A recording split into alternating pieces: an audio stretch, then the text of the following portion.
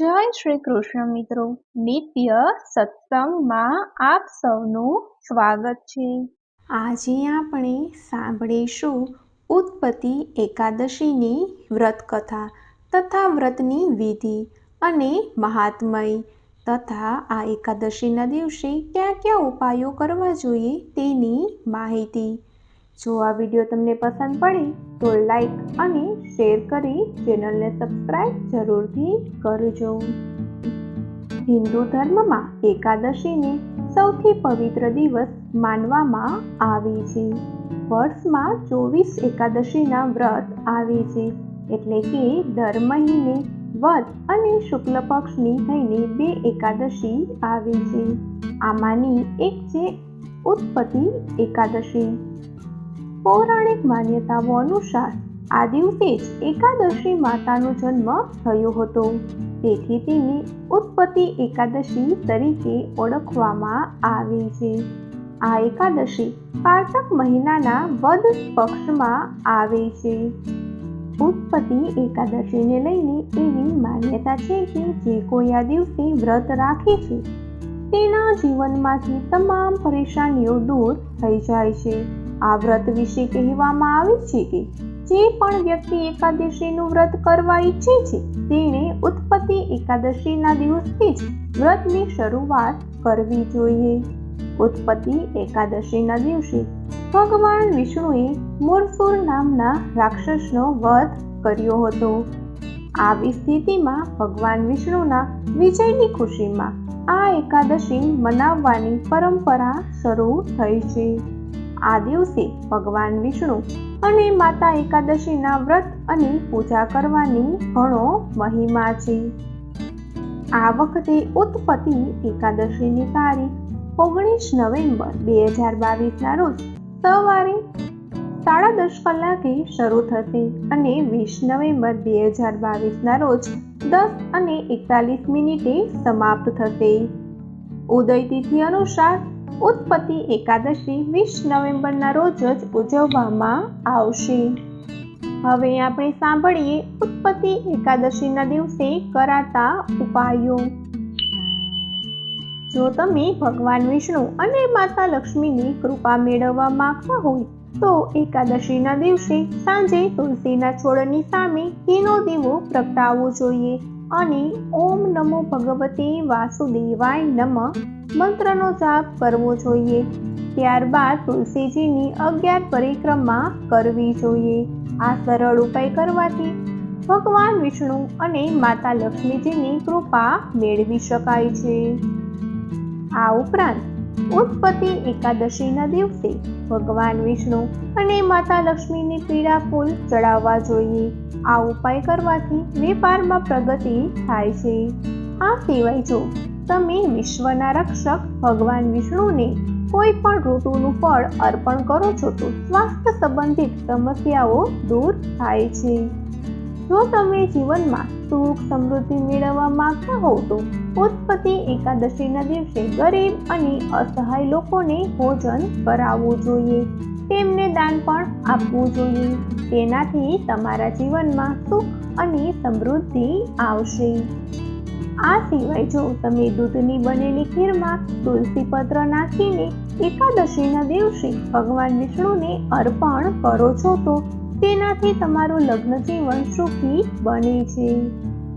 આ ઉપરાંત જો તમારા ઘરમાં નકારાત્મક ઉર્જાનો પ્રભાવ વધી રહ્યો હોય તો તેને ઘટાડવા માટે ભગવાન વિષ્ણુની પૂજા કરતી વખતે તમારે 10 મુખી રુદ્રાક્ષની પણ પૂજા કરવી જોઈએ। તેનાથી ઘરમાં સકારાત્મકતા આવશે। આ ઉપરાંત જો તમે બિઝનેસ વધારવાનું વિચારી રહ્યા છો તો તમારે ભગવાન વિષ્ણુને ગુંજાફળ અર્પણ કરવું જોઈએ અને ભગવાન વિષ્ણુના નામ સાથે તમારી તિજોરીમાં થોડું ગુંજાફળ રાખવું જોઈએ। આમ કરવાથી વેપારમાં વૃદ્ધિ થાય છે। આ ઉપરાંત આ દિવસે સાત્વિક ભોજન કરવું જોઈએ। રાત્રે ભગવાન વિષ્ણુના ભજન કીર્તન કરવા જોઈએ। આનાથી તમામ મનોકામનાઓ પૂર્ણ થાય છે। આ ઉપરાંત આ દિવસે માંસ અને દારૂનું સેવન ન કરવું જોઈએ। આ ઉપરાંત ઉત્પત્તિ એકાદશી પર ભગવાન વિષ્ણુની સામે 9 દીવા પ્રગટાવવા જોઈએ. તેનાથી નોકરીમાં આવતી દરેક પ્રકારની સમસ્યાઓ દૂર થાય છે. અને જો તમે ધન સંબંધિત સમસ્યાઓમાંથી છુટકારો મેળવવા માંગતા હો તો એકાદશી પર ભગવાન વિષ્ણુને કેસર મિશ્રિત દૂધનો અભિષેક કરવો જોઈએ. તો મિત્રો, આ હતા ઉત્પત્તિ એકાદશી પર કરવાવાળા ઉપાયો. હવે આપણે સાંભળીએ ઉત્પત્તિ એકાદશીની વ્રત કથા. એકવાર રાજા યુધિષ્ઠિરે પૂછ્યું, હે ભગવાન, કારતક વદમાં આવતી ઉત્પત્તિ એકાદશીનું મહાત્મય મને જણાવો. ત્યારે ભગવાન શ્રી કૃષ્ણ બોલ્યા, હે કુંતીપુત્ર, સતયુગમાં એક મહાભયંકર દૈત્ય હતો જેનું નામ મૂર હતું. એ દૈત્યએ દેવતા સહિત ઇન્દ્રને પરાસ્ત કરી વિજય મેળવી તેમને તેમના સ્થાન પરથી પાડી દીધા હતા. ત્યારે દેવેન્દ્રએ મહાદેવજીને પ્રાર્થના કરી કે, હે શિવશંકર, અમે બધા દેવતા મૂર દૈત્યથી દુઃખી થઈને મૃત્યુલોકમાં પોતાનું જીવન વ્યતીત કરીએ છીએ. ત્યારે દેવતાઓની હાલતનું તો હું વર્ણન જ કરી શકતો નથી, પણ તમે કૃપા કરીને આ મહાન દુઃખમાંથી છૂટવાનો ઉપાય બતાવો. ત્યારે શંકર ભગવાન બોલ્યા, હે દેવેન્દ્ર, તમે વિષ્ણુ ભગવાનની પાસે જાઓ. ઇન્દ્ર અને અન્ય દેવતા મહાદેવજીના વચન સાંભળી ક્ષીરસાગરમાં ગયા.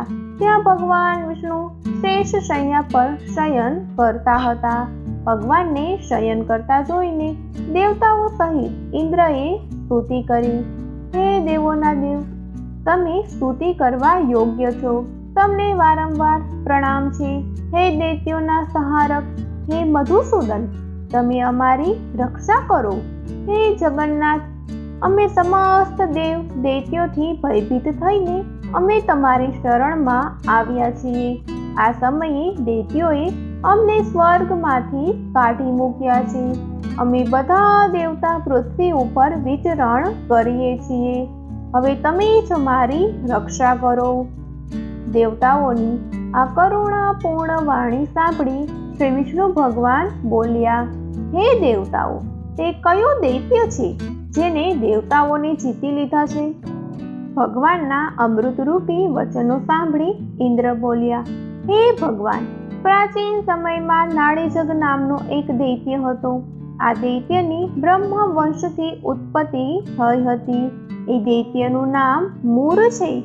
તેની રાજધાની ચંદ્રાવતી છે. એ નગરીમાં તે મૂર નામનો દૈત્ય નિવાસ કરે છે, જેને પોતાના બલથી સમસ્ત વિશ્વને જીતી લીધું છે અને બધા દેવતાઓને દેવલોકમાંથી કાઢી મૂક્યા. ઇન્દ્ર, અગ્નિ, સૂર્ય, વરુણ, યમ, ચંદ્રમા આદિને લોકપાલ બનાવ્યા છે. તે સ્વયં સૂર્ય બનીને પૃથ્વી પર તપે છે અને સ્વયં મેઘ બનીને જળની વર્ષા કરે છે. તેથી તે બળવાન ભયંકર દૈત્યને મારીને દેવતાઓની તમે રક્ષા કરો. ઇન્દ્રના આવા વચન સાંભળી શ્રી વિષ્ણુ ભગવાન બોલ્યા, હે દેવતાઓ, હું તમારા શત્રુનો શીઘ્ર જ સંહાર કરીશ. હવે તમે એ ચંદ્રાવતી નગરીમાં જાઓ. આ રીતે ભગવાન વિષ્ણુ દેવતાઓની સાથે ચાલ્યા. એ સમયે દૈત્યપતિ મૂર અનેક દૈત્યોની સાથે યુદ્ધ ભૂમિમાં ગરજી રહ્યો હતો.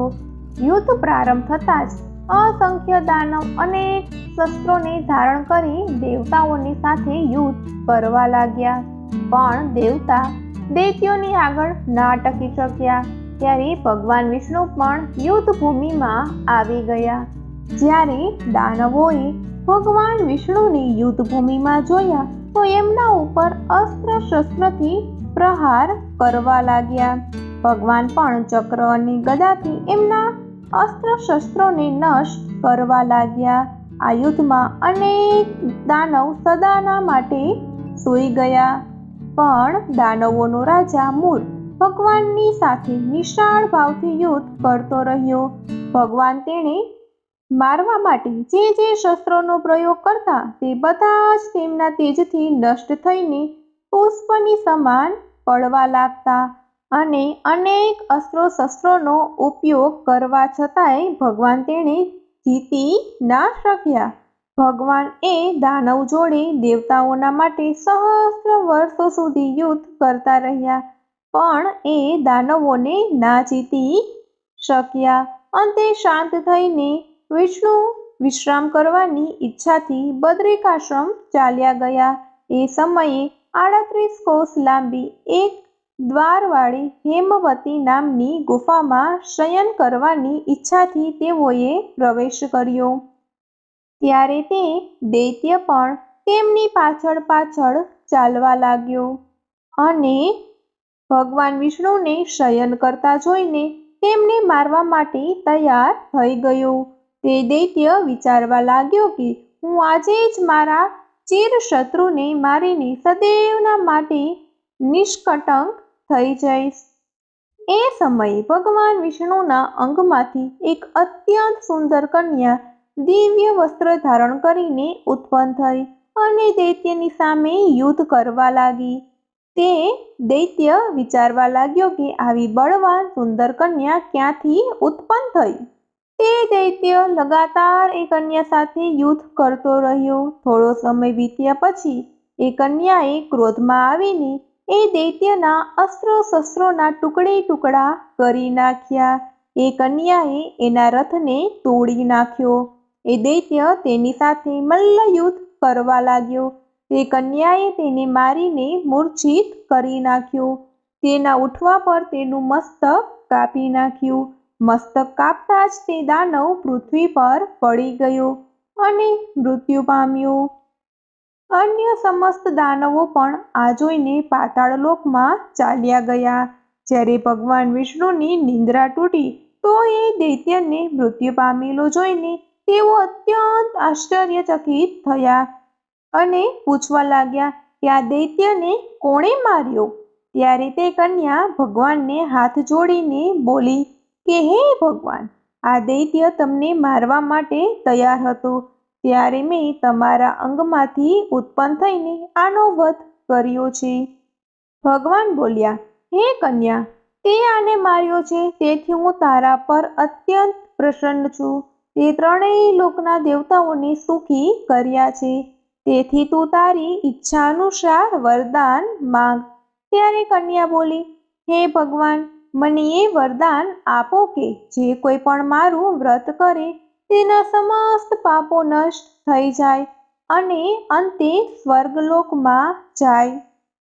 જે મનુષ્ય ભક્તિપૂર્વક મારું વ્રત કરે તે નિશ્ચય જ વિષ્ણુ લોકને પ્રાપ્ત કરે.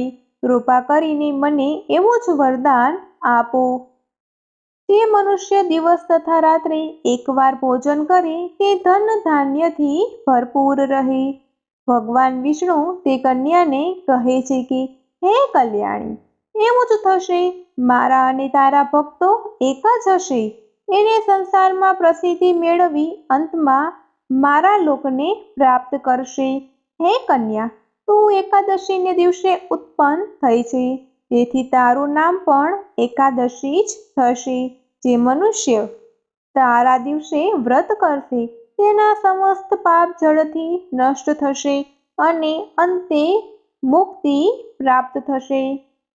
તું હવે મને બધી તિથિઓમાં અધિક પ્રિય છે. તારા વ્રતનું ફળ બધા તીર્થોના ફળથી પણ મહાન હશે. આમ કહીને ભગવાન અંતર્ધ્યાન થઈ ગયા.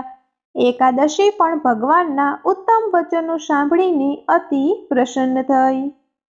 ભગવાન શ્રી કૃષ્ણ બોલ્યા, હે યુધિષ્ઠિર, બધા તીર્થો, દાન, વ્રતોના ફળથી એકાદશીના વ્રતનું ફળ સર્વ શ્રેષ્ઠ છે. હું એકાદશી વ્રત કરનાર મનુષ્યોના શત્રુઓને નષ્ટ કરી દઉં છું અને તેમને મોક્ષ આપું છું. હે કુંતીપુત્ર, આ મેં તમને એકાદશીના વ્રતની ઉત્પત્તિ વિશે કહ્યું છે. એકાદશીનું વ્રત સમસ્ત પાપોને નષ્ટ કરનાર અને સિદ્ધિ આપનાર છે.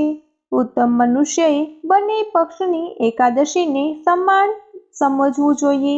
એમાં ભેદભાવ માનવો ઉચિત નથી. જે મનુષ્ય એકાદશીના મહાત્મ્યનું શ્રવણ અને પઠન કરે તેને અશ્વમેઘ યજ્ઞનું ફળ મળે છે. તો મિત્રો, આ હતી ઉત્પત્તિ એકાદશીની વ્રત કથા. જો આ માહિતી તમને પસંદ પડી હોય તો વિડીયોને લાઈક અને શેર કરી ચેનલને સબસ્ક્રાઈબ જરૂરથી કરજો. જય શ્રી કૃષ્ણ.